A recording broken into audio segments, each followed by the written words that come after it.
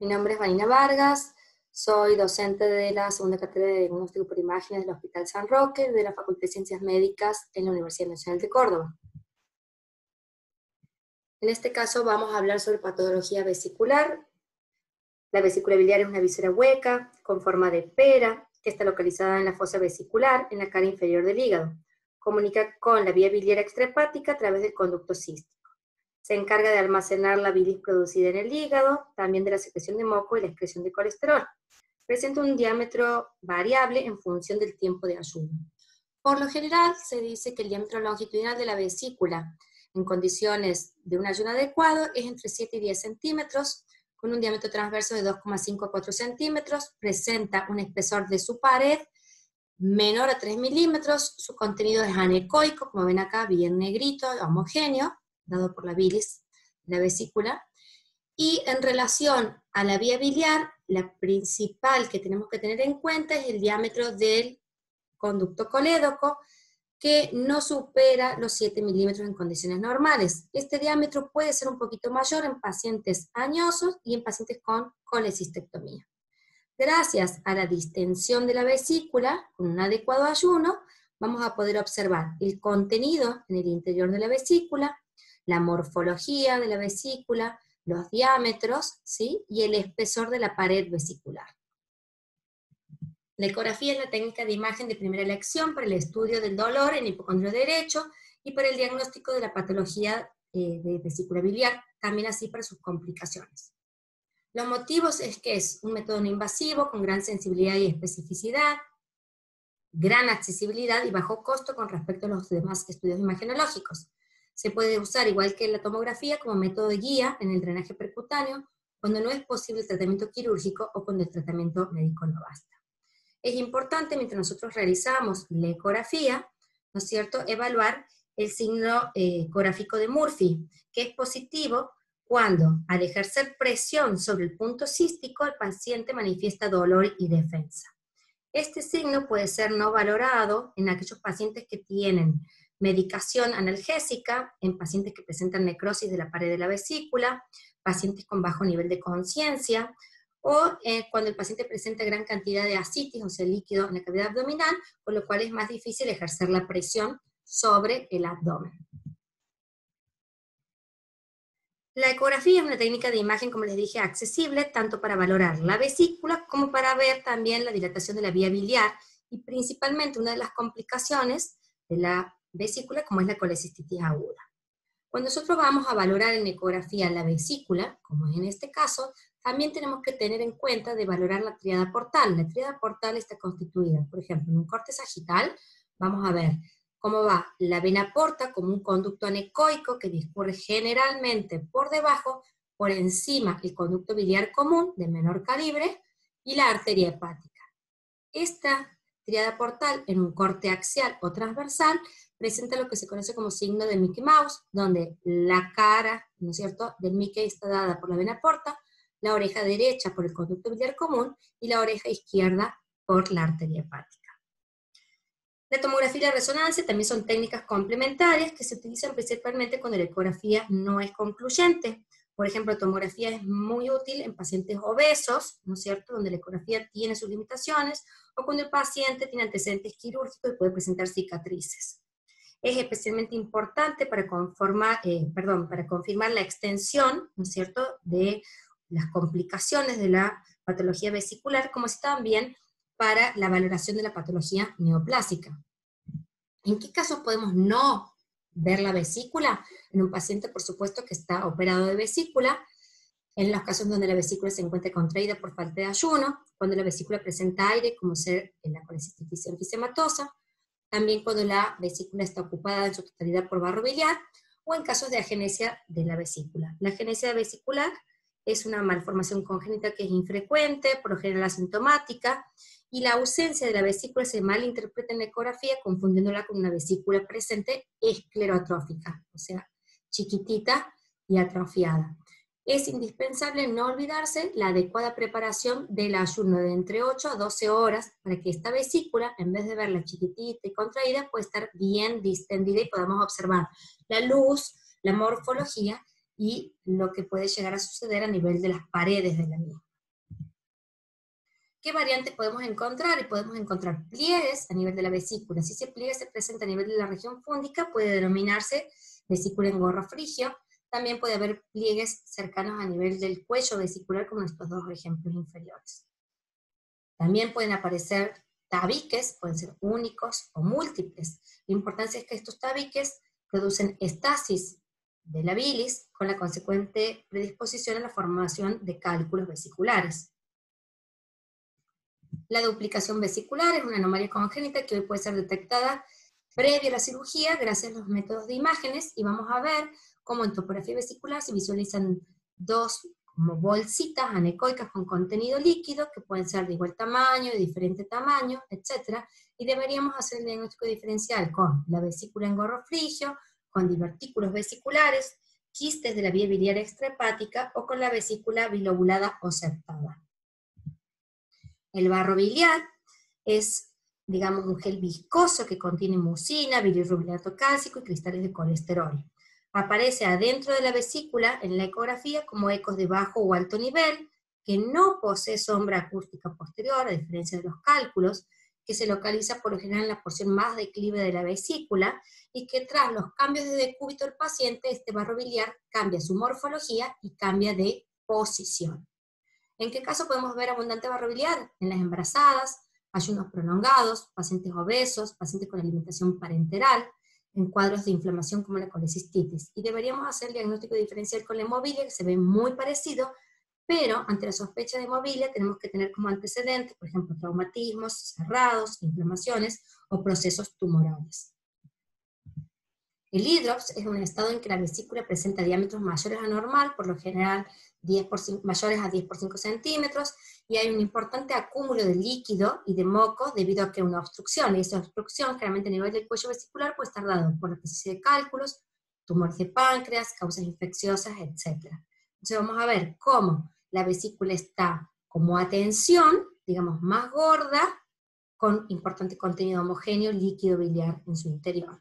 En este otro corte inferior vemos una colangioresonancia en un corte sagital, donde muestra una vesícula tensión hidrópica, el contenido líquido biliar, y la presencia en este caso de esta irregularidad o elementos hipointensos que corresponden a litiasis de pequeño tamaño en el interior de la luz vesicular. Dentro de la patología hiperplásica tenemos a la adenomiomatosis, que es una entidad benigna, generalmente asociada a cálculos en la vesícula, más frecuente en las mujeres, y se produce una proliferación excesiva del epitelio superficial con presencia, esto es patognomónico, de invaginaciones e hipertrofia de la muscular. Esa hipertrofia va a dar lugar a engrosamientos que pueden ser difusos o focales. Cuando se da a nivel focal, lo hace generalmente a nivel de la región fúndica, como en este caso, acá vemos el cuello de la vesícula, el cuerpo y el fondo, y vemos un marcado engrosamiento con la presencia de los divertículos que corresponden a los senos de Rokitansky, que contienen bilis en su interior, por eso se ven anecoicos. Se puede llegar a objetivar la presencia de los cristales de colesterol en el espesor de la pared como focos ecogénicos con una reverberancia que se denomina como signo en cola de cometa. Acá vemos en el ejemplo superior la cola de cometa, acá varios colas de cometas. Cuando la hipertrofia se produce a nivel de la región media de la vesícula, puede dar la morfología de vesícula en reloj de arena. ¿Ven? Y en la resonancia se conoce como signo de collar de perlas a estos divertículos de contenido hiperintenso, que se ve hiperintenso en el T2. Recuerden que el líquido es hipointenso en T1 e hiperintenso en las secuencias ponderadas en T2.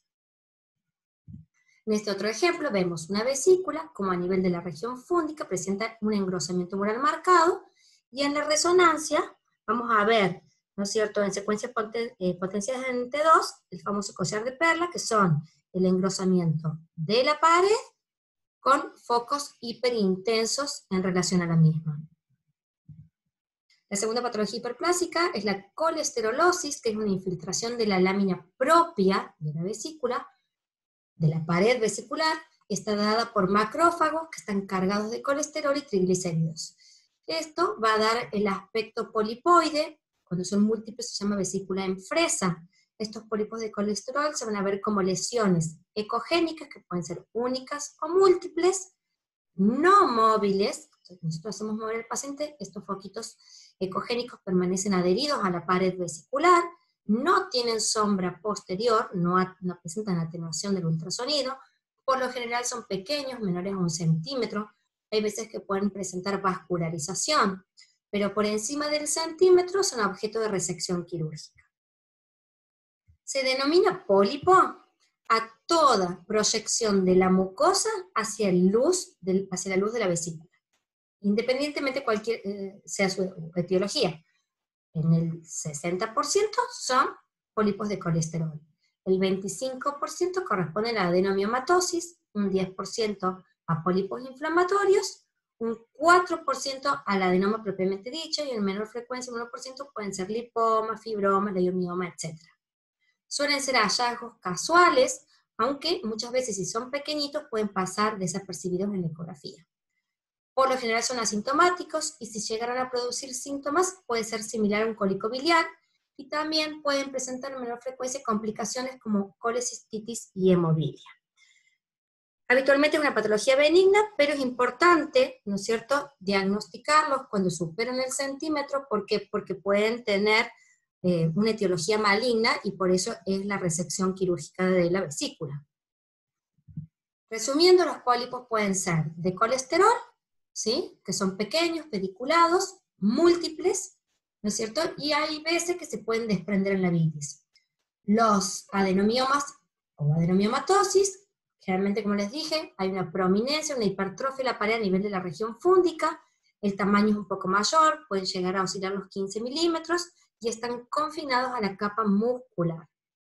Los pólipos inflamatorios son sésiles, están constituidos por tejido de granulación y fibroso, ¿no es cierto?, infiltrados por linfocitos y células plasmáticas, también son pequeños, por lo general entre 5 y 10 milímetros, en un 50% de las veces son solitarios. Los adenomas, que es una patología infrecuente, como les dije, ¿no es cierto?, la estructura patológica puede ser papilar o no papilar, y aparecen como masas pediculadas entre 5 y 20 milímetros, en cualquier zona de la vesícula, y un tercio pueden ser múltiples, conociéndose como papilomatosis multicéntrica. El 50% de estos adenomas se asocian a litiasis vesicular, son menos frecuentes que los carcinomas, y en diferentes series parece que la presencia de un carcinoma ocurre habitualmente en un adenoma de mayor tamaño de los 12 milímetros. Ahora, para elegir la terapéutica adecuada, sería indispensable conocer la etiología del pólipo, pero eso no es posible gracias a la clínica ni a los estudios imagenológicos. Entonces, hay que evaluar la posibilidad de resección de los mismos, o sea, mediante la colecistectomía, pero como no es factible en base ni a la clínica ni a los estudios imagenológicos, tenemos que tener en cuenta otros factores. Por ejemplo, si el paciente es sintomático y presenta pólipos y cálculos, lo aconsejable es hacer una colecistectomía.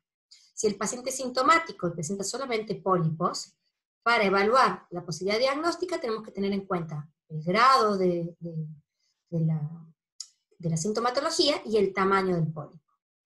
Todo pólipo menor a 10 milímetros no supone riesgo, y se puede realizar control ecográfico los 6 de los 12 meses. Ahora, para pólipos mayores a 1 centímetro, ¿sí?, aumenta el riesgo de malignidad, y es aconsejable entre los 10 y 15 milímetros una cirugía laparoscópica, siempre y cuando no exista riesgo quirúrgico alto. Ahora, si existe riesgo quirúrgico, en estos pólipos que no superan el 1,5 centímetros, podemos hacer un control cada 6 y 12 meses con ecografía. Ahora, para pólipos mayores a 15 milímetros está indicado sí o sí la colecistectomía, porque el grado de malignidad es mucho mayor.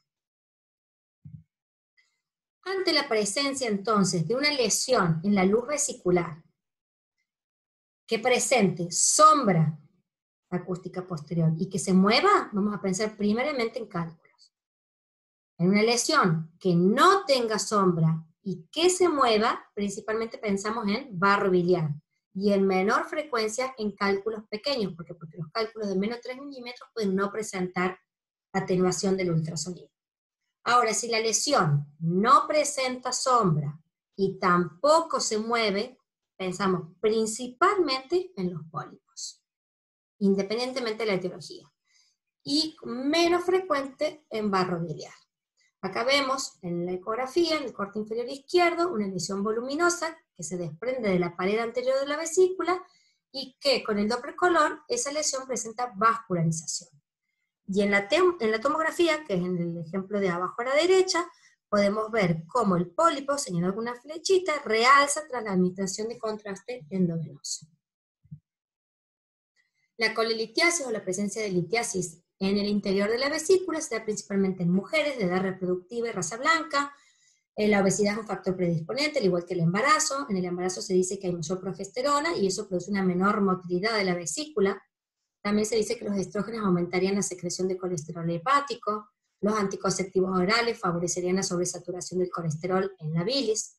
Se ha visto en hombres mayores de 60 años, ¿por qué? Porque hay una disminución de la concentración sérica de andrógenos y aumenta el incremento, digamos, de volumen de estrógenos. También la cirrosis, patologías del tracto gastrointestinal. También hay una asociación con dietas bajas en proteínas y grasas y fibras. Y en pacientes con nutrición parenteral total, ¿por qué? Porque hay una disminución de la motilidad de la vesícula por falta del estímulo alimenticio. Dentro de la etiología de los cálculos de la vesícula se dice que el 80% de los cálculos son de tipo mixto, o sea que tienen colesterol y pigmentos, y el restante porcentaje corresponderá a cálculos de carbonato de calcio.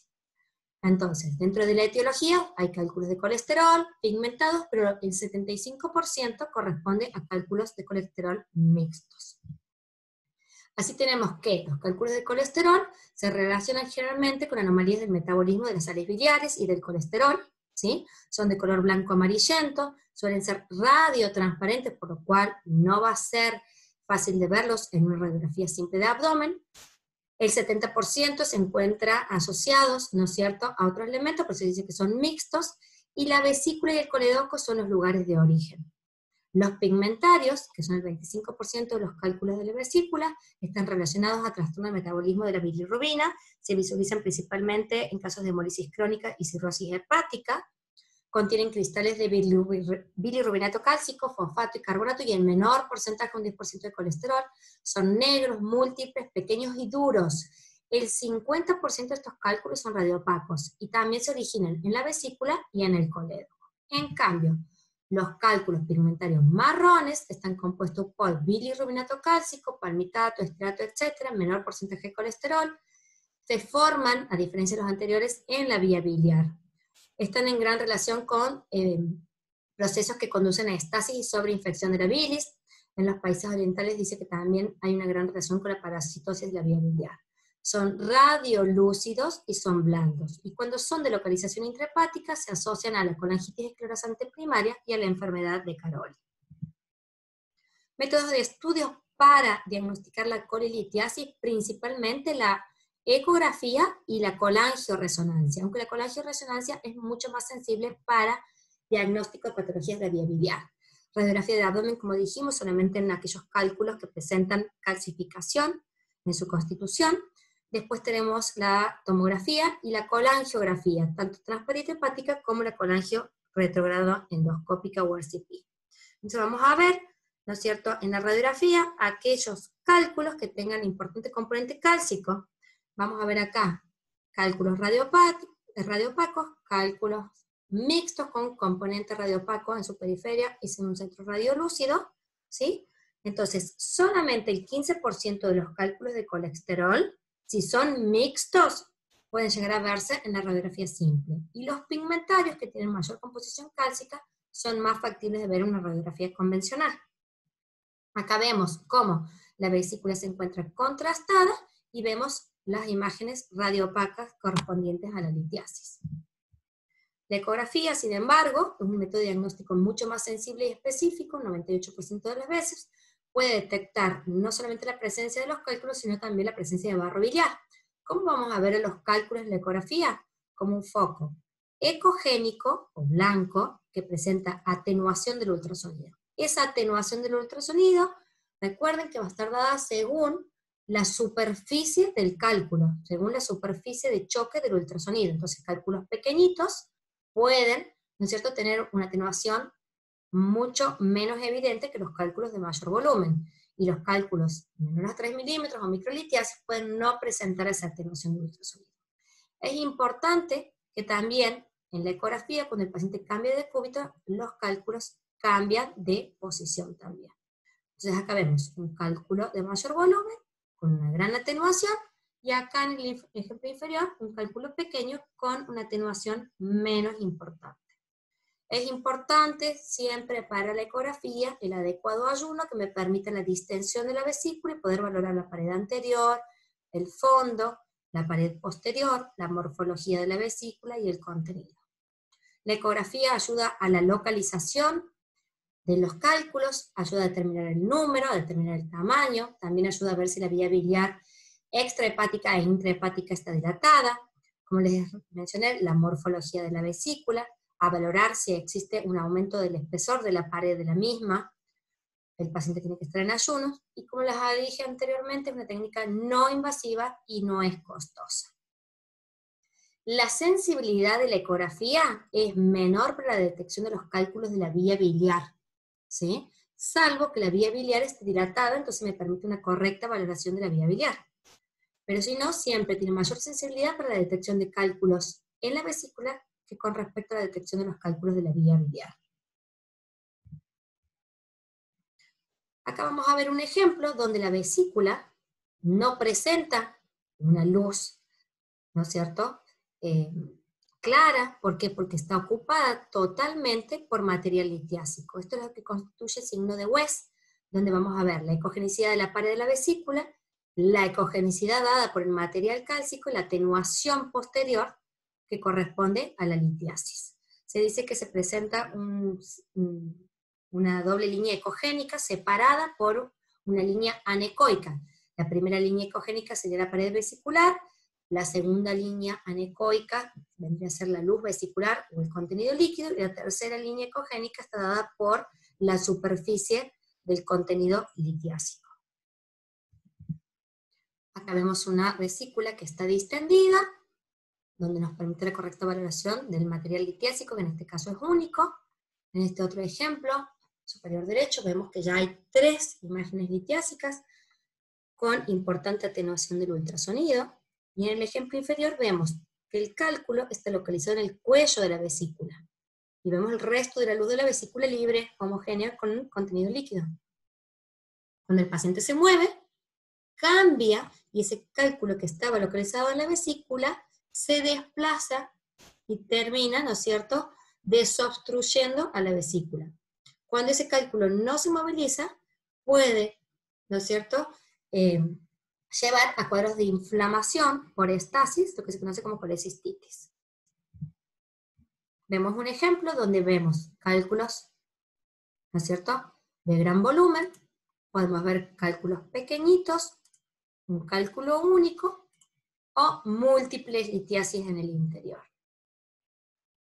La tomografía nos va a servir para identificar en menor medida con respecto a la ecografía la litiasis vesicular, y la identificación de estos litos va a estar dada de acuerdo a la composición de los cálculos. Podemos ver cálculos que son sin calcificación, como en este caso, cálculos con calcificación a nivel de la periferia y un contenido, ¿no es cierto?, graso en el interior. Otro tipo de cálculos con composición cálcica en la periferia y contenido hipodenso en su interior más marcado por el contenido graso. Y podemos ver cálculos, ¿no es cierto?, en forma de estrella o signos Mercedes-Benz, que es un tipo de cálculos que tiene gas en el interior. Esto se debe al proceso de cristalización por el cual se forman los cálculos. Entonces vemos el aire, ¿no es cierto?, y la forma estrellada de los cálculos. Acá vemos una vesícula repleta de material litiásico en su interior. La resonancia es un método sensible, pero es mucho más sensible para el estudio de la vía biliar que para la vesícula. Pero nos permite valorar el contenido vesicular. Es una técnica que no utiliza contraste, que gracias a las secuencias ponderadas entre 1 y entre 2, podemos ver que la bilis actuaría como material de contraste. Entonces, cuando la bilis se ve hipointensa en T1 y los litos son hipointensos, no va a haber una discriminación de contraste. En cambio, en las secuencias ponderadas en T2, donde la bilis se ve hiperintensa y el contenido líquido de la vesícula se ve hiperintenso, nos va a resaltar el contraste con estas imágenes de falta de relleno que corresponden a los litos que se ven hipointensos en secuencias T2. ¿Sí? El calcio, recuérdense que vamos a verlo hipointenso en T1 e hipointenso en T2. ¿Cuál puede ser la evolución de un cálculo vesicular? Puede ser un cálculo que cursa sin ningún tipo de sintomatología, o puede ser un cálculo que va a dar cuadros o episodios de cólico biliar, ¿sí? Entonces es una litiasis biliar sintomática sin signos de complicación. Ese cálculo puede ir y obstruir el cuello o el cístico, dando un proceso de colecistitis aguda con probables complicaciones como el empiema, la perforación o la formación de fístulas, o puede traducirse en el tiempo mediante procesos de inflamación, ¿no es cierto?, constitución de la colecistitis crónica, y con el paso del tiempo transformarse en una vesícula porcelana, o el cálculo puede pasar a la vía biliar, el colédoco principalmente, llamándose coledocolitiasis, y si esa coledocolitiasis produce una obstrucción al paso de la vía biliar al duodeno, puede traducirse en procesos de colangitis, ictericia obstructiva, y también puede complicarse con una pancreatitis. Entonces, una de las principales complicaciones de la coledocolitiasis, dijimos que es la colecistitis, que está causada al 90-95% por un cálculo enclavado, ¿no es cierto?, en el cuello de la vesícula, que no me deja drenar el contenido líquido normal de la vesícula. Se produce aumento del contenido líquido biliar, ese líquido va a producir una irritación en la pared de la vesícula, empiezan a aumentar las secreciones de la vesícula, se distiende aún más la luz, se produce un edema, un estado de hiperemia de la pared de la vesícula, con hipervascularización secundaria. Ahora bien, si el proceso continúa, produce mayor presión intraluminal, esa presión comprime los vasos, produciendo trombosis vascular, con la consecuente isquemia y probable necrosis de la pared, produciéndose además una sobreinfección del contenido biliar. La ecografía es una técnica de elección en el diagnóstico inicial de esta patología, ¿sí? Tiene una sensibilidad del 80 al 100% y una especificidad de hasta el 100%. ¿Cómo vamos a ver en la ecografía una colecistitis? Podemos visualizar la presencia de cálculos, aunque también existe la colecistitis alitiásica, como vamos a ver más adelante. Puede haber barro biliar, pero sobre todo es importante el engrosamiento de la pared de la vesícula superior a 3 milímetros, aumento de los diámetros de la vesícula, tanto longitudinal como transversal, pero el diámetro transversal es más sensible que el longitudinal, entonces un aumento transversal de más de 5 centímetros. Puede observarse líquido perivesicular, colecciones perivesiculares, aunque dicen que esta presencia de las colecciones indica ya un proceso evolucionado. Podemos obtener el signo ecográfico de Murphy positivo, ¿sí? Y podemos ver la hiperemia de la pared vesicular mediante la técnica del Doppler color. El Murphy ecográfico puede ser negativo, recordamos, en pacientes con tratamiento analgésico, pacientes diabéticos, en casos de ascitis, o en casos de necrosis de la pared vesicular. ¿Cómo vamos a ver la colecistitis en ecografía? Y vemos el cálculo, que está enclavado en el cuello, acá vemos una imagen ecogénica con la sombra posterior, el edema de la pared, que es un aumento o el espesor por más de 3 milímetros, la presencia de barro biliar, la bilis anecoica, el aumento del diámetro de la vesícula, en este caso inferior izquierdo podemos ver ya la presencia de colecciones perivesiculares. En un corte axial, que es el principal corte para el diámetro, para medir y tomar el diámetro transversal, dijimos que el diámetro transversal era más sensible, que debía superar los 5 centímetros, vamos a ver el edema de la pared, con un aumento del espesor de la pared de más de 3 milímetros, en este otro caso vemos la presencia de la vesícula, el cálculo en el cuello de la vesícula, bilis ecogénica, precipitación de los elementos de la bilis normal, un aumento del espesor de la pared con edema en el interior del mismo. ¿Cómo se ve el edema? Como el signo de la doble línea, donde vemos una línea ecogénica que está formada por la hoja anterior de la pared anterior, líquido en el medio, y una línea ecogénica que sería la hoja posterior de la pared anterior. Siempre es aconsejable medir la pared más proximal al transductor. ¿Por qué? Porque recuerden ustedes que el ultrasonido se va atenuando a medida que atraviesa la pared del abdomen, las estructuras, en este caso el parénquima hepático. Voy a poder ver la pared anterior mejor que la pared posterior. ¿Por qué? Porque a la pared posterior llega menor ultrasonido y además que está en íntima relación con el duodeno, y el duodeno contiene aire. Entonces ustedes ven que en este ejemplo cómo puedo discriminar el espesor de la pared anterior, a diferencia de la pared posterior no puedo valorar el espesor de la misma. Y no olvidemos siempre valorar los elementos de la tríada portal, que había dicho que entre ellos teníamos la vena portal, que normalmente circula por abajo, y, ¿no es cierto?, el conducto biliar, que circula por arriba. Acá ustedes ven cómo tienen un calibre, ¿no es cierto?, similar, cuando en condiciones normales la vena porta es mayor que la vía biliar. El colédoco, no se olviden que no debe superar los 7 milímetros. En este ejemplo inferior derecho vemos cómo la vesícula tiene un diámetro mayor a 5 centímetros, la presencia de material ecogénico con atenuación, que son los cálculos, y el edema de la pared. La tomografía y la resonancia aportan otros signos radiológicos en el estudio de la colecistitis y valoran mejor la extensión de la inflamación y la existencia de complicaciones. La tomografía tiene menor sensibilidad que la eco para el diagnóstico de las litiasis, pero es más sensible para ver el calcio y la presencia de gas y la extensión de la complicación de la colecistitis. En la ecografía, ¿cómo vamos a ver principalmente? Y vamos a ver un halo hiperdenso, que es esta imagen lineal bien hiperdensa, que corresponde a la captación de la mucosa, y una hipodensidad submucosa, que es el engrosamiento de la pared por edema. Puede haber un realce del parénquima hepático circundante por hiperemia del mismo. Hay una pérdida de la interfase entre lo que es la vesícula y el parénquima hepático, no es tan fácil distinguir el límite.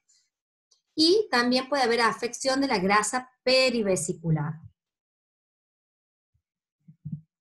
La resonancia, vamos a ver cómo en las secuencias ponderadas entre 2, donde veíamos la bilis hiperintensa, nos permite ver los cálculos hipointensos por una diferencia de contraste.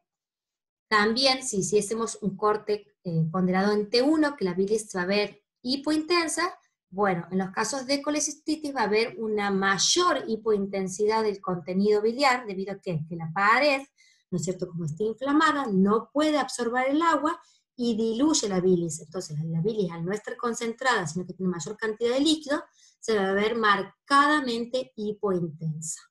Puede haber, igual que en la tomografía, un realce del parénquima hepático por hiperemia del mismo. Si nosotros utilizáramos medios de contraste en una colangioresonancia, ¿no es cierto?, que tengan excreción biliar, vamos a ver que hay ausencia de eliminación de ese contraste, porque hay una obstrucción del conducto cístico. ¿Qué complicaciones puede presentar la colecistitis? Y puede haber abscesos perivesiculares o intrahepáticos, más o menos entre un 3 y un 20%, que se va a manifestar como una colección, ¿no es cierto?, perivesicular, como en este caso superior, que presenta un realce en forma de anillo o periférico. O también podemos ver abscesos de localización intrahepática, como es este ejemplo inferior derecho, donde se ven lesiones hipodensas dentro del parénquima hepático. Acá en este otro ejemplo inferior izquierdo vemos el marcado engrosamiento o edema de la pared vesicular. Otra complicación es la colecistitis gangrenosa, que ocurre entre el 20% de las colecistitis agudas, que son graves y sostenidas. ¿Cuál es la etiopatogenia? Se dice que el aumento de la presión intraluminal llevaría a la isquemia con la consecuente necrosis de la pared vesicular, produciendo el desprendimiento de membranas, como ven acá en la ecografía. Ese desprendimiento de las membranas, ¿no es cierto?, o necrosis, llevaría a la disminución de la luz vesicular. Viendo una vesícula un poco más pequeña, podemos ver colecciones en la pared de la vesícula, como en este caso, líquido perivesicular, y esta entidad tiene gran riesgo de perforación, por lo cual se aconseja la cirugía en corto tiempo. Vemos en la tomografía cómo vemos una vesícula, ¿no es cierto?, con colecciones perivesiculares y la presencia de las membranas en el interior de la luz. La colecistitis enfisematosa es otra complicación. Ocurre en el 50% de pacientes diabéticos, se da más frecuente en el sexo masculino. La patogenia sería la isquemia. En estos casos, el Murphy ecográfico puede ser negativo. La complicación más frecuente es el riesgo de perforación con la consecuente sepsis. Está constituida por microorganismos formadores de gas, como ser el Clostridium welchi, la Escherichia coli o la Klebsiella. El diagnóstico diferencial en la ecografía lo deberemos hacer con imágenes hiperecogénicas con atenuación del ultrasonido, como ser el calcio, en las vesículas que están totalmente repletas de cálculos, o, ¿no es cierto?, con la vesícula en porcelana, que también presenta una hiperecogenicidad de la pared, no permitiéndome la correcta valoración del interior de la vesícula. Se dice que hay colecistitis enfisematosa cuando existe la presencia de gas sin la presencia de fístula entre la vesícula y el tubo digestivo. Hay que pedir en estos casos la ayuda a la tomografía, que es mucho más sensible, como les dije, para la evaluación de la presencia de calcio y de gas en la vesícula. Y en este caso también es necesario realizar una colecistectomía de urgencia porque tiene gran riesgo de perforación, igual que la vesícula o colecistitis gangrenosa.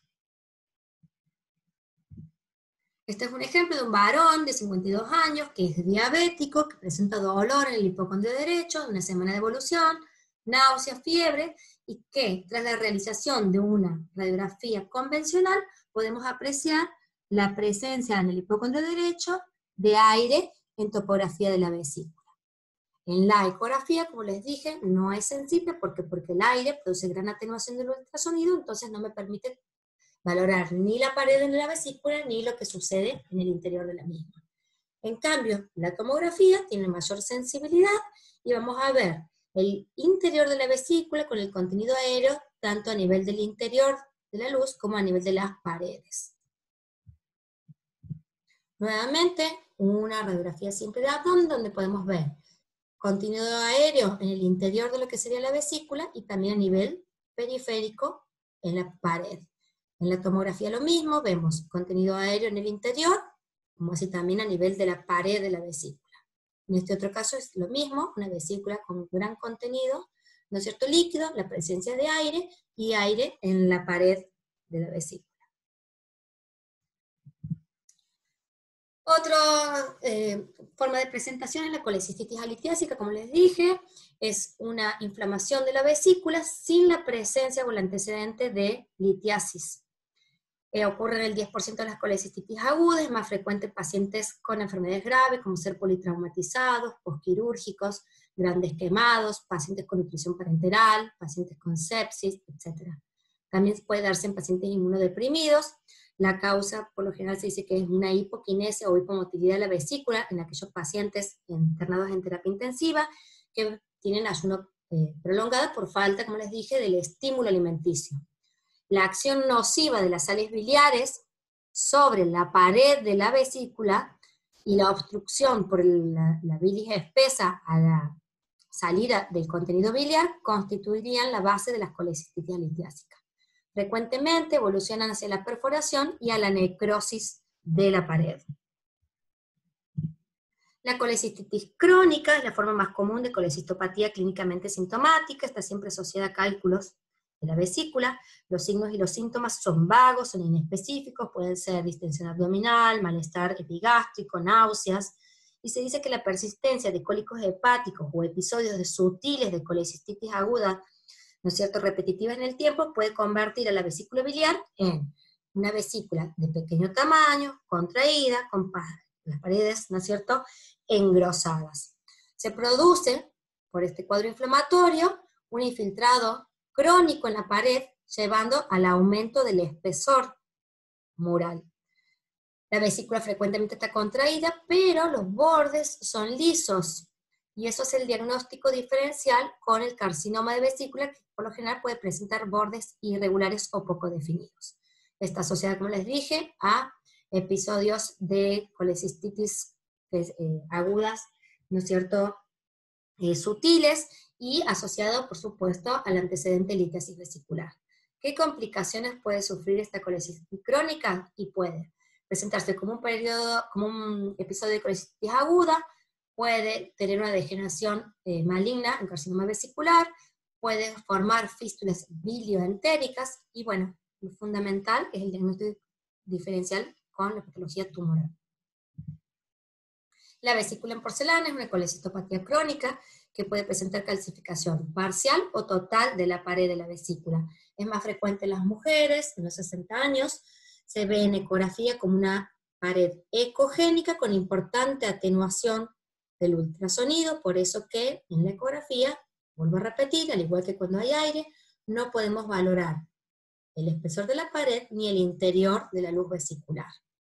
En resonancia, la calcificación de la pared se ve hipointensa en T1 e hipointensa en T2.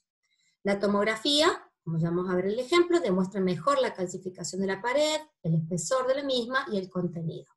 La radiografía simple puede ver, ¿no es cierto?, la calcificación con la morfología de la vesícula en topografía de hipocondrio derecho.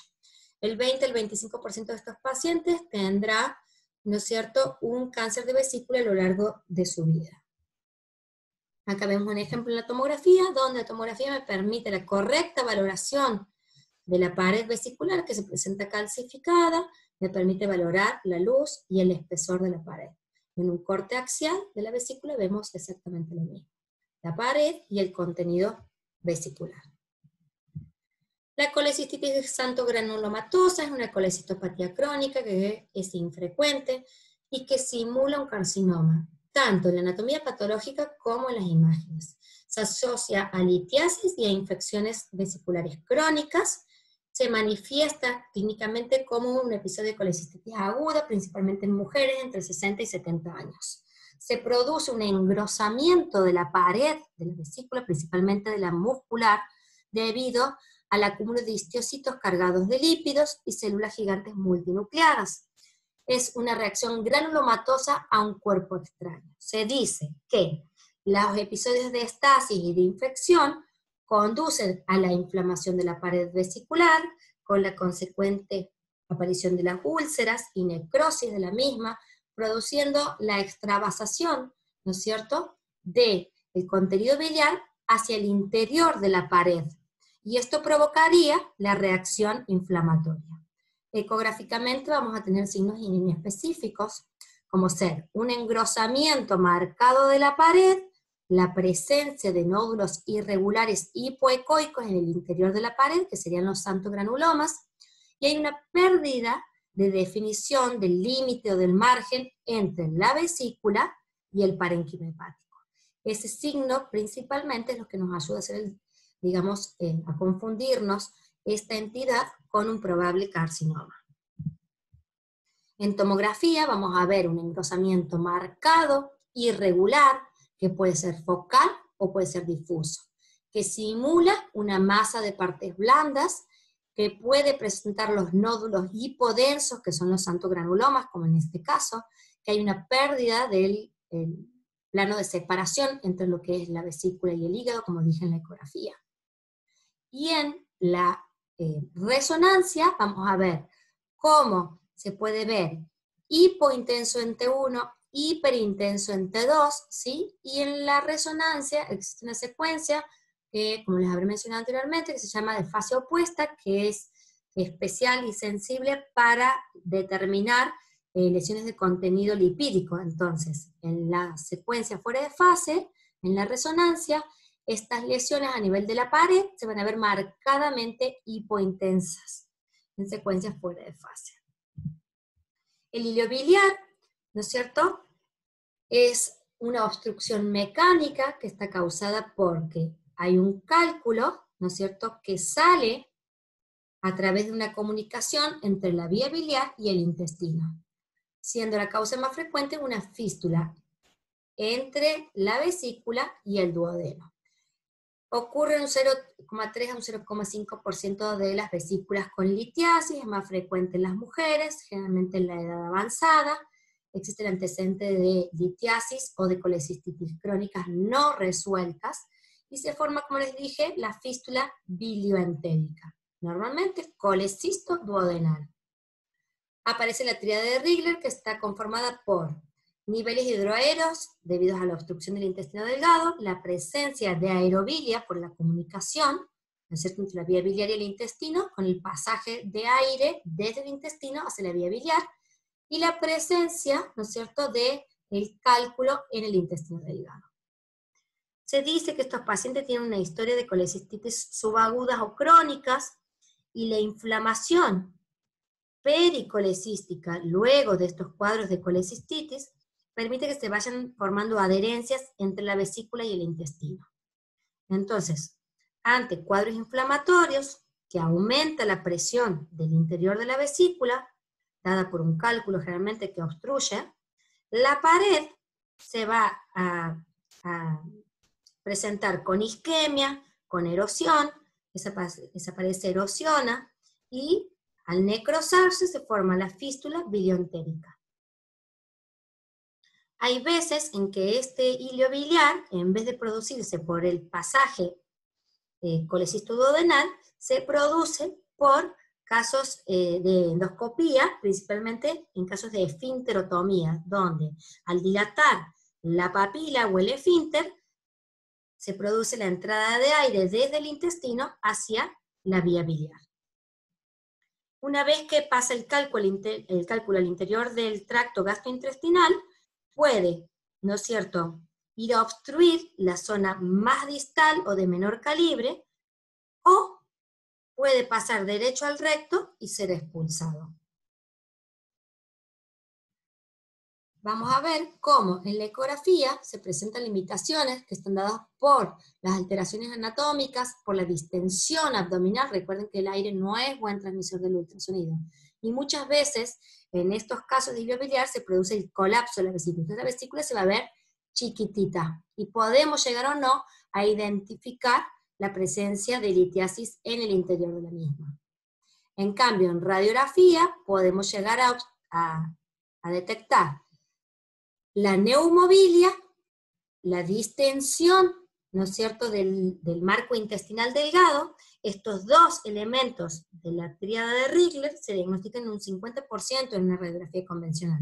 En cambio, la visualización del cálculo solamente en un 15% más o menos es visible en una placa simple de abdomen, porque la mayoría de los cálculos de la vesícula son radiolúcidos. Se ven acá, a mayor aumento, la neumobilia. Entonces, sí o sí, tríada de Rigler, que significa neumobilia, obstrucción del intestino delgado y la presencia del cálculo.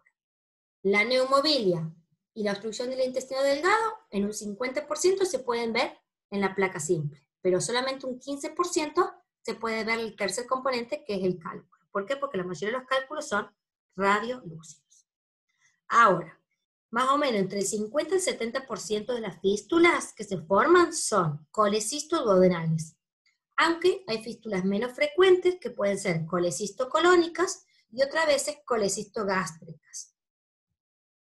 El cálculo, una vez que atravesó y está en la luz del intestino, ¿no es cierto?, va a ir avanzando, pero asimismo se produce un acúmulo de detritos y de sedimento intestinal en la superficie del cálculo. Entonces, el cálculo, a medida que va atravesando el trayecto intestinal, va a ir aumentando de tamaño, y por lo general se transforman en cálculos de más de 2,5 centímetros.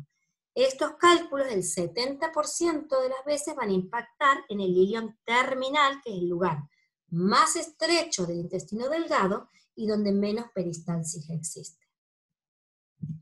En cambio, el hilio biliar clásico, ¿no es cierto?, el cálculo, como dijimos, impacta en el ilion distal, pero otras veces, en menor frecuencia, puede pasar al colon, o también puede producir una obstrucción si quedó en la vía intestinal alta a nivel del duodeno, lo que se conoce como síndrome de Bouveret. La tomografía es el método más importante para el diagnóstico de esta patología. ¿Por qué? Porque tiene mejor resolución que la ecografía y que la radiografía convencional. Puede identificar el cálculo hasta un 80% de los pacientes, y además que muestra claramente la neumobilia, como en este caso, el colapso de la vesícula, que puede presentar aire en el interior de la misma, y la presencia, como les dije, del cálculo en la porción más distal del intestino delgado. El síndrome de Mirici es una complicación de la colelitiasis, generalmente entre el 1 y el 2%, o sea, muy poco frecuente, donde un cálculo, ¿no es cierto?, se queda impactado en el cuello de la vesícula biliar o en el cístico. Esto va a producir una compresión extrínseca a nivel del conducto hepático común. Entonces vamos a ver dilatación de la vía biliar por encima de dicha compresión, traducido con dilatación de la vía biliar intrahepática y clínicamente se manifiesta por ictericia. Y una condición es que el trayecto de la vía biliar distal a la obstrucción del hepático tiene que tener un calibre conservado. Se dice que existen 4 componentes para que ocurra este síndrome. Uno anatómico, porque se dice que el conducto cístico por lo general va paralelo y es más largo al conducto hepático común. Que impacte el cálculo en el cístico o en el cuello de la vesícula. La tercera es la obstrucción del conducto hepático común, ya sea por el propio cálculo o por la respuesta inflamatoria de la vesícula. Y la ictericia, que puede ser intermitente o constante, causando clínicas de colangitis, y si esto se traduce en el tiempo, puede llegar a la cirrosis biliar. La afección, ¿no es cierto?, fue clasificada, según los hallazgos, ¿no es cierto?, en RCP por McSherry en 1982, aunque el diagnóstico o el síndrome de Mirici fue descrito por primera vez en 1948 por el mismo Mirici. En 1982, McSherry, en base a los hallazgos, la va a clasificar en tipo 1 y tipo 2. El tipo 1 es la compresión del conducto hepático por un cálculo. Puede estar en el cístico o en la misma vesícula, en la bolsa de Hartmann. Y el tipo 2 es cuando ya existe una erosión, que puede ser total o parcial, de la pared del conducto hepático común, por una fístula que se forma entre el cístico y el colédoco. Luego, en 1989, Sender reclasifica a la clasificación anterior y la divide en 4 tipos, de acuerdo al grado de obstrucción, ¿no es cierto?, del conducto biliar, o sea, 1/3, 2/3 o la totalidad del mismo. Y la vuelve a reclasificar en el 2007, ¿sí?, agregando un 5º grado. Ese 5º grado es la presencia de una fístula colecistoentérica. Entonces, que puede presentar o no idea biliar. Y después hay una subdivisión hecha por Starling, donde al tipo 1 lo divide en tipo 1A, si se encuentra un conducto cístico largo que corre paralelo a la vía biliar y se encuentra obstruido por cálculos, y el tipo 1B cuando el cístico es corto y está obliterado por cálculos y no hay fístula. Pero bueno, esto a mero recordatorio de las clasificaciones, pero principalmente tienen que tener en cuenta, ¿no es cierto?, que esta clasificación está hecha y es muy importante. ¿Para qué? Para que cuando uno haga el diagnóstico pueda clasificar e identificar esta patología, porque si no, cuando el paciente, el cirujano se encuentra en el procedimiento quirúrgico en sí mismo sin tener diagnosticado el síndrome de Mirici, ocurre mayor riesgo de daño en la vía biliar durante el procedimiento. En cambio, si el cirujano está avisado de que puede existir el síndrome de Mirici, lo hace un cirujano especializado en esta técnica y por lo general se hace a cielo abierto, teniendo en cuenta que tiene que proceder a la reparación de la vía biliar. Acá vemos como el 5º tipo es ya la aparición de la fístula colecistoentérica, mientras en los otros es la obliteración del conducto hepático, ya sea 1/3, 2/3 o en la totalidad de la misma. En ecografía, ¿no es cierto?, habíamos dicho que es la principal prueba para valorar la vía biliar en una urgencia.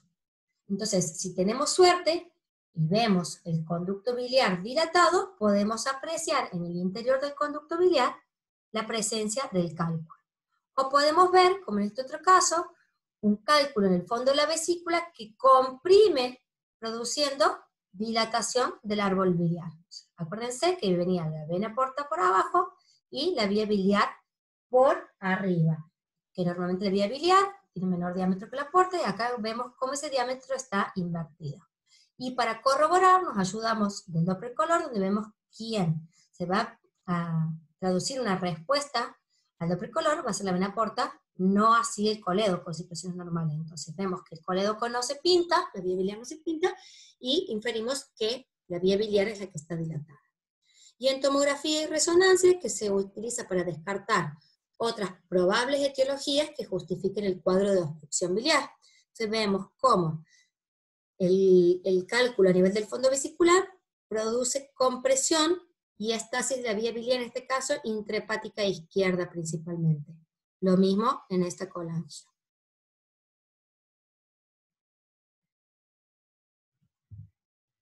La colangioresonancia presenta mayor sensibilidad, mayor especificidad, puede caracterizar la naturaleza de la obstrucción, determinar si existen colédocos litiasis, o sea, cálculos en el interior del colédoco, e incluso puede valorar también el cístico.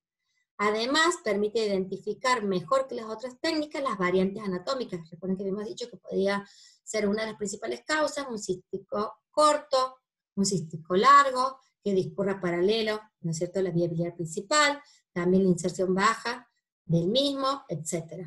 Entonces vemos cómo se produce una imagen, ¿no es cierto?, de represión a nivel del linfundíbulo, viendo la bilis hiperintensa en el T2, y el cálculo hipointenso. La dilatación de la vía biliar, nuevamente acá, la falta, ¿no es cierto?, de relleno a nivel linfundibular, y en un corte axial, el cálculo y la vía biliar, ¿no es cierto?, dilatada. Otra técnica es la RCP, o colangiopancreatografía retrógrada endoscópica, que tiene una sensibilidad del 55 al 90% de los casos. Tiene una principal ventaja, que nos permite ejercer acciones terapéuticas, como por ejemplo desobstruir la vía biliar colocando material de endoprótesis previo a la cirugía. En raras ocasiones podemos llegar a extraer, ¿no es cierto?, el cálculo, si el cálculo está proximal al panendoscopio. Acá pueden ver cómo este es el panendoscopio o endoscopio, pintamos la vía biliar en forma retrógrada, permitiéndome ver la dilatación, ¿no es cierto?, en este corte ahí no porque está tapado, pero vemos acá cómo se produce un defecto de represión por la compresión de la vía biliar. Acá vemos ya cómo el cálculo compromete casi la mayoría de la totalidad de la luz de la vía biliar principal. Nuevamente acá una compresión por un cálculo vesicular, ¿no es cierto?, que me está produciendo la estasis y dilatación del árbol biliar, ¿no es cierto?, proximal o intrahepático. La RCP es el gold estándar para diagnosticar esta patología y para descomprimir en un primer tiempo. Pero siempre el diagnóstico definitivo termina siendo la colecistectomía. Otros métodos de estudios es la colangiotransparieto-hepática, que se utiliza principalmente cuando no contamos con RCP, aunque ambos métodos de estudios presentan cierto riesgo de morbimortalidad. Se dice que la colangiotransparieto-hepática presenta mayor porcentaje de morbimortalidad con respecto a la RCP. Luego también existe un método de estudio que está de incorporación reciente, que es la ecoendoscopía. Nos ayuda con una sensibilidad y una especificidad cercana al 98%, también permite acciones terapéuticas al igual que el RCP. En este caso vemos el endoscopio, y vecino al endoscopio podemos ver la porción proximal del colédoco, que tiene un calibre reducido. ¿Por qué? Porque está comprimido por un cálculo a nivel de la vesícula, ¿sí? Y en un corte más inferior vemos la vesícula, que produce una compresión con disminución focal del diámetro del tercio proximal del colédoco, y el tercio distal de calibre conservado. Se dice que este tipo de estudio es de menor riesgo de morbimortalidad y de menor costo con respecto al RCP, pero aún se necesitan algunos datos, ¿no es cierto?, más certeros acerca de que si la ecoendoscopía nos ayuda con gran sensibilidad y especificidad para verificar el impacto, ¿no es cierto?, en el diagnóstico del síndrome de Mirici. O sea que hasta ahora sigue siendo la RCP el principal y el gold estándar.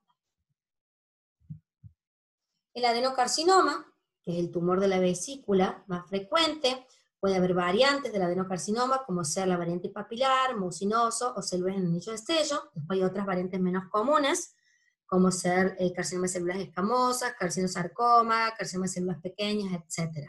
Se dice que es más frecuente en las mujeres que en los varones, 3 veces más frecuente, generalmente entre los 60 y los 70 años el pico de incidencia. Como factores de riesgo vamos a tener, como les dijimos, el factor del sexo femenino, el estado posmenopáusico, que son los 60-70 años, el tabaco, anomalías congénitas de la vía biliar, como son los quistes colédocos, la inserción baja del cístico, la colangitis esclerosante, la colelitiasis, la vesícula en porcelana. Los cálculos en la vesícula van a producir una irritación crónica con la consecuente inflamación de la pared, esa pared se puede tornar displásica y así se puede transformar en un proceso tumoral.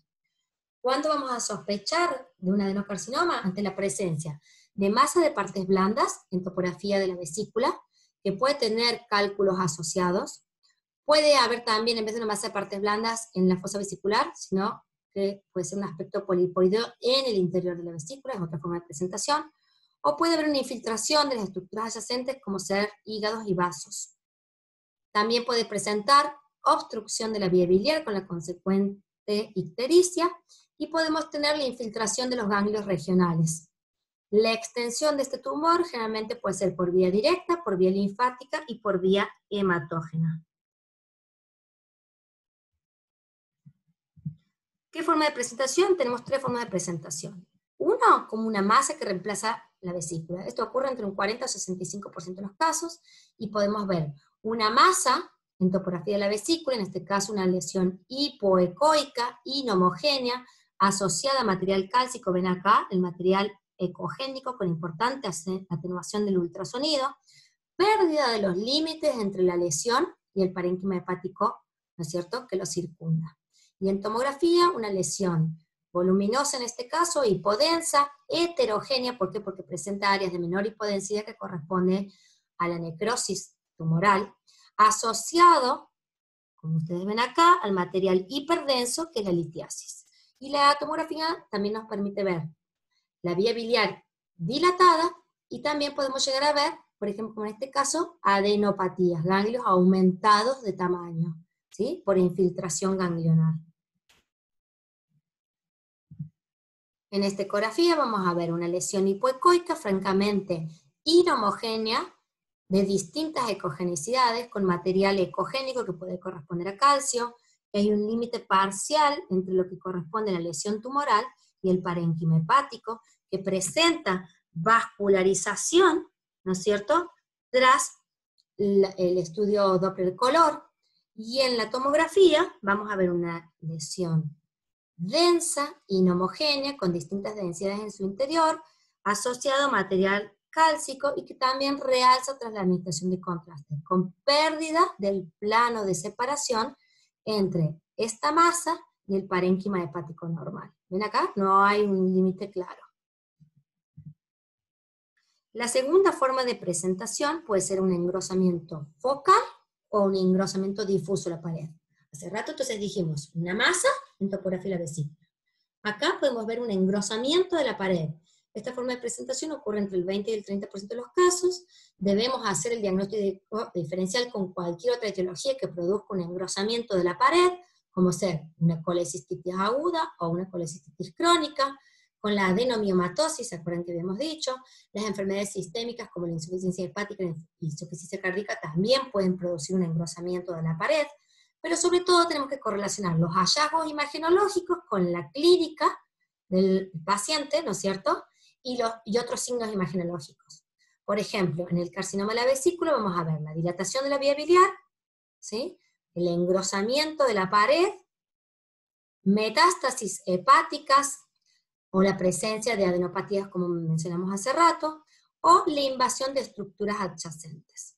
En este caso vemos la vesícula con una invasión a nivel de la región fúndica, del parénquima o metástasis hepáticas intraparenquimatosas. La forma más común de extensión del carcinoma de vesícula es por extensión directa a los órganos vecinos. Principalmente va a ir al hígado, luego puede ir al ángulo hepático colónico, también puede ir al duodeno y al páncreas. Esa es la principal forma de diseminación. Le sigue la diseminación linfática y luego la diseminación vascular. Las metástasis hematógenas son más frecuentes en el hígado, como en este caso, ¿sí? Y también puede ir al pulmón, al hueso, al páncreas, aunque son en menor frecuencia. Los patrones de realce por tomografía ayudan a distinguir el carcinoma de otras causas de engrosamiento. Hay 5 patrones que se presentan tras el realce de la pared al medio de contraste, pero principalmente, ¿no es cierto?, los tipo 1 y los tipo 2 son los más sugestivos de malignidad. En el tipo 1 existe una pared vesicular engrosada, y el realce es heterogéneo. Y en el tipo 2, nosotros vamos a tener en cuenta el realce de la capa interna como la externa. En la capa interna engrosada, que supere los 2,6 milímetros de espesor, con intenso realce.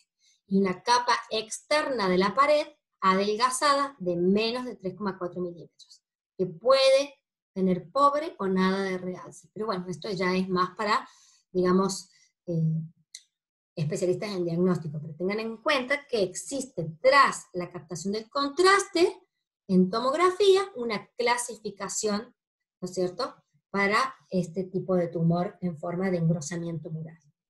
La tercera forma de presentación ya no es ni como masa, digamos, que ocupa toda la vesícula, ni como un engrosamiento de la pared, sino que ya es una lesión en la luz de la vesícula. Entonces vamos a ver en tomografía o en ecografía una lesión que se proyecta hacia el interior de la vesícula, que en tomografía tiene densidad de partes blandas, y que tras la administración del contraste endovenoso, esa lesión en la luz de la vesícula capta el contraste. Se dice que en resonancia estos nódulos o lesiones intraluminales son hipointensos en T1 y que pueden ser iso o hiperintensos en T2. Recuerden que el tumor de la vesícula está asociado a litiasis, entonces vemos en esta ecografía como vemos una lesión ecogénica asociado a material de mayor ecogenicidad, que ese material de mayor ecogenicidad presenta atenuación. ¿Por qué? Porque es elemento cálcico.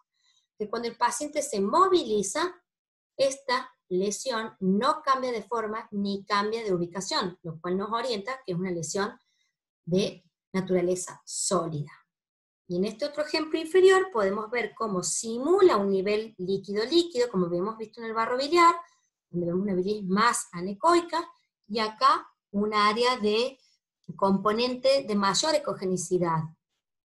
Pero que cuando nosotros movilizamos al paciente, esto que simula un nivel líquido-líquido, no se moviliza, no cambia de morfología, lo que nos orienta que esto, en vez de ser barro biliar, es una lesión sólida, y que engloba, ¿no es cierto?, a un lito.